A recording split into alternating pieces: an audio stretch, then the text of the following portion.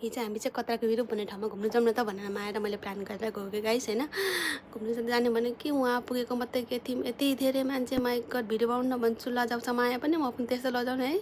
सबैजना कस्तो कस्तो ड्रेसअप आउने है, हाम्रो त त्यस्तो ड्रेसअप गर्ने बानी गएकै छ, हामी त बुढाबुढी भएछौँ। अनि मात्रै एउटा ड्रेस मात्रै लगाएर गएको है। अनि त्यसपछि उकालो चढ्नुपर्ने क्या, उकालो चढ्नु पाएर नसकेर क्या माया चाहिँ बल्ल चढिहाल्नु भयो, म त मोटो भएर चढ्नु नसकेर उकालो। अनि भिडियो बनाउनु पऱ्यो भनेको, भिडियो बनाउने ठाउँमा मान्छे यत्तिकै है, यता गयो मान्छे उता गयो मान्छे है, त्यता लाजले त केही पनि नहुने रहेछ क्या। लास्टै गर्मी पनि त्यस्तो गर्मी है, आमामामा। अनि म त एउटा ड्रेस लगाएर गएको, झन् गर्मीले झन् मरिगएँ। अनि त्यसपछि जाउँ न त भनेर अनि यसो बाटो हेर्दै हेर्दाखेरि मायालाई एकछिन बस्नु न त भन्नुभयो। ल नि त भनेर एकछिन शीतलमा बसेको है। अनि मायालाई जिस्काउँदै बसेको क्या। अनि गर्मी भयो, लास्ट टाइम जाउँ न त अब घर जाउँ अब भनेर गएको। काट्यो बाटो काट्नु नसकेन हुने भए गाइस होइन, बाटो काट्नु कसैले नदिने क्या, गाडीहरू आएको आएको